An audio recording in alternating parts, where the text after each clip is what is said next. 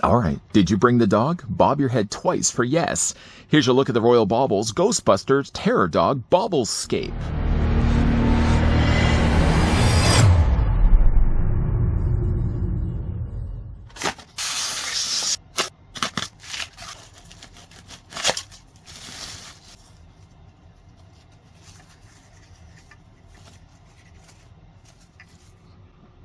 This apparition of pure evil, the Ghostbusters Afterlife Terror Dog Bobblehead from Royal Bobbles is ready to join your collection today.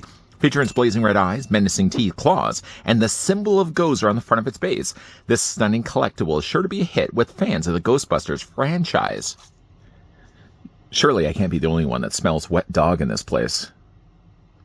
Oh, looking around. Okay. Apparently I'm the only one that notices the wet dog smell. Before we get a closer look, though, at the Ghostbusters Afterlife Terror Dog Bobblescape, let me go ahead and send out a big thank you to the folks over at Royal Bobbles that did provide this sample we could have a look at. It does do things a little bit differently, this demonic dog, in the sense that instead of actually being a more higher bobblehead like some of the ones we've looked at before, it's a little more shorter of one, but it's a little bit wider, of course, because it's going to be on all fours. Taking, though, the tape measure, what I will do, though, is won't measure necessarily the length of the Terror Dog because, of course, he's on the base. So going from the back of the base to the front of its snout, you're looking at the Terror Dog being at least in length about 5.5 inches, or it's going to be roughly about, I would say, 15, maybe even 14.5 centimeters long. As for its height, and don't worry, I'll be bringing in the other bobbleheads in a second for comparisons, you're looking at the Terror Dog being only about 3.5 inches in height, or it's going to be about 9 centimeters tall. Yeah, bookending on both the sides of the Terror Dog, we have both Michael Myers from the 1978 movie Halloween, and of course we've got the Pretty Woman Leatherface from the 1974 Texas Chainsaw Massacre. They're shaking their head like they don't agree. Either way, though, you can see that the Terror Dog, though being a little bit shorter, goes only about to the waist of Michael Myers and Leatherface here. Now, the Terror Dog is actually based from Ghostbusters Afterlife. Not that it really matters. If you just wanted to get yourself a really interesting-looking Terror Dog that happens to have a bobbling head, this one fits the bill rather nicely. Picking it up, though, getting a closer look at it, I'm guessing that it's more Vince Clortho and not necessarily Zool. Looking at more the length of the horns to kind of be the deciding thing that tells me that whether this is going to be, again, the male doggy or the female doggy.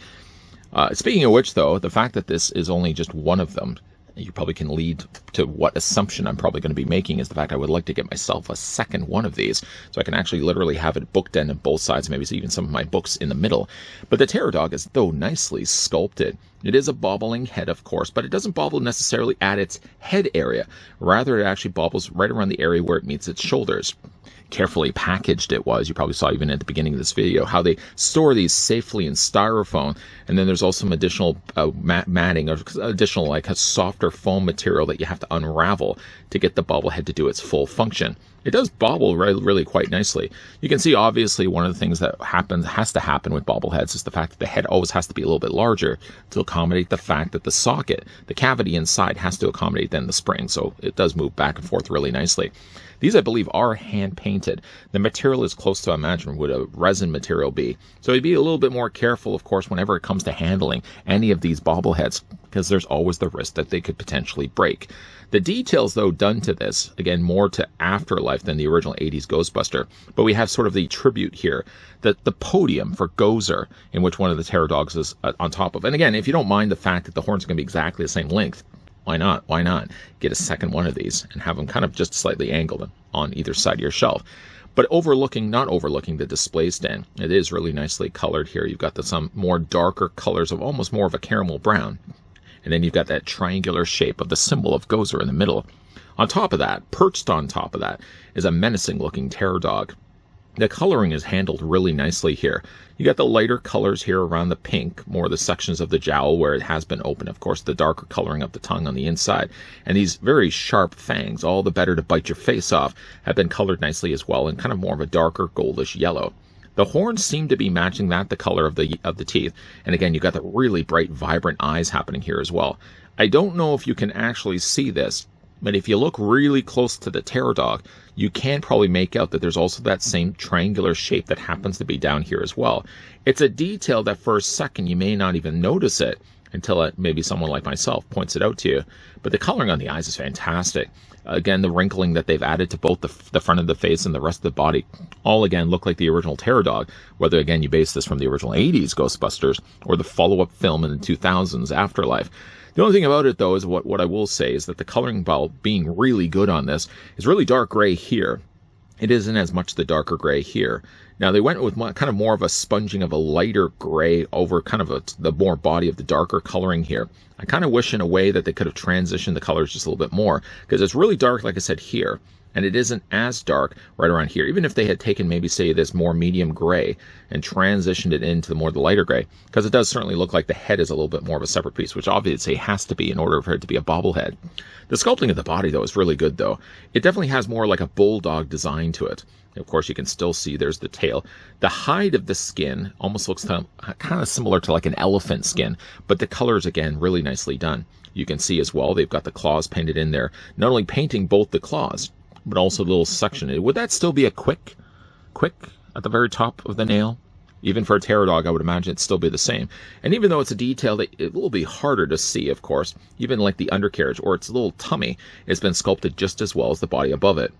All in all, though, it's a really nice looking Terror Dog. Carefully flipping it upside down, you can see as well, not necessarily the seal of approval, but certainly the sticker to tell you that this is an official Royal Bobbles premium quality collectible bobblehead, which of course you can also see as well. It does have their website at www.royalbobbles.com. Treated as well on the corners of the base, there's also some 4 rubberized feet to prevent any scratching on surfaces.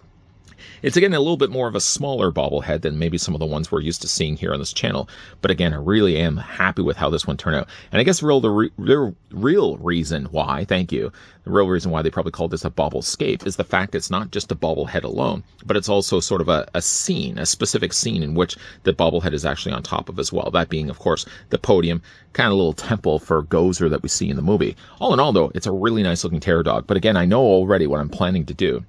I'm already even thinking about the whole time I've been reviewing this.